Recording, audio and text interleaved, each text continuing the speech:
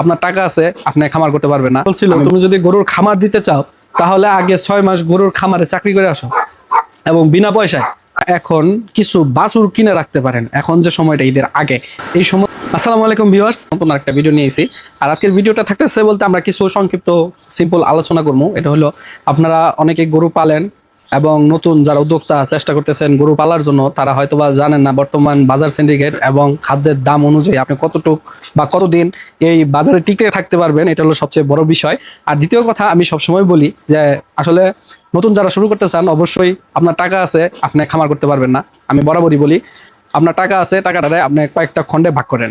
যেন আপনার যদি 4টা ভাগে ভাগ করেন, আপনার প্রথম অংশটুকু আপনি ইনভেস্ট করেন, দেখেন ওখানে কিরকম প্রফিট হয়, কিরকম ওষুধপাতি খাদ্য খরচ সবকিছু মিলে আপনি 3 মাস 6 মাস ওখানে সার্ভাইভ করেন, দেখেন ওখান থেকে কিরকম প্রফিট আসে। আসার পরবর্তীতে আপনি নতুন করে খামার শুরু করতে পারেন। আর দ্বিতীয় কথা হলো যে আমরা আসলে বুঝি বা না বুঝি, মানে গরু কিনা সাইরা মানে 10টা 8টা 9টা গরু কিনা ফেলাই। আসলে ভাই প্রকৃত নিয়ম কিন্তু এটা না।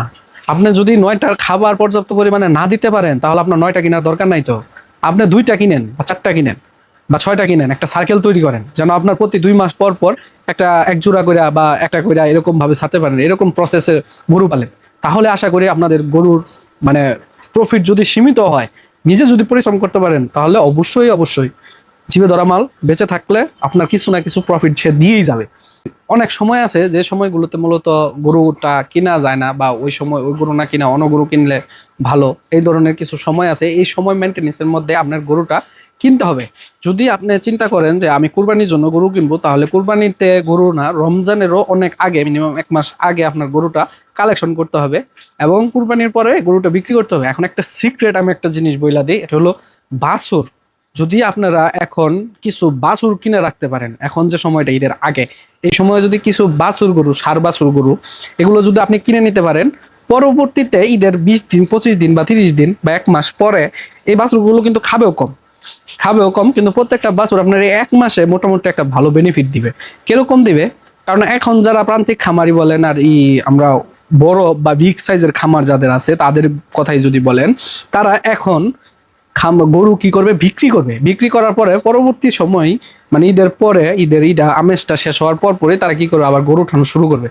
তাহলে এখন কিন্তু মোটামুটি যত দিন কাছে আসবে তত কিন্তু আপনার ছোট গরুগুলো বাজার থেকে কমতে শুরু করবে, কারণ তখন সব কুরবানির গরু উঠবে। তাহলে আপনি ছোট গরু কালেক্ট করতে হবে আপনার কুরবানির আগে। যদি কালেক্ট করে রাখতে পারেন, 1 মাস খাওয়ানোর পরে আপনি ওই কাস্টমার গুলোরে ধরতে পারবেন, ওই কাস্টমার গুলোর কাছে সেল করতে পারবেন। এবং কি আপনি এখন যে গরু কিনবেন 50 বা 60 বা 80 বা 70 এই রেটে, এই গরুগুলোই আপনার ঈদের পরবর্তী সময়ে যদি আপনি কিনতে যান, ওই সাইজের ওই বয়সের ওই সেমের গরুগুলাই আপনার কিনতে হবে প্রায় 5,000 10,000 15,000 এরকম বেশি দিয়ে দেয়। আর এই ছোট গরুগুলো কিন্তু পালতে অনেক সুবিধা বেশি, কারণ এগুলোর খরচ কম, ছোট গরু খায় কম। আপনার যদি মোটামুটি একটু দানাদার আর পানি খেয়ার দিয়ে বা ঘাস খেয়ার মিশাইয়া খাওয়াইলে মোটামুটি তেমন একটা খরচও হয় না, এবং ওখান থেকে প্রফিটটাও যা আসবো আলহামদুলিল্লাহ মোটামুটি আমি দেখছি অনেকেই এই কাজটা করে, তো মোটামুটি ওখানে প্রফিটটা থাকে। আসলে এই গোমরগুলা সবাই বলে না, চেয়ে বেটার টাইম 3টার সময়ের ভিতরে আপনাকে ডিসাইড করতে হবে আপনি কোন গরুগুলোকে নির্বাচন করবেন।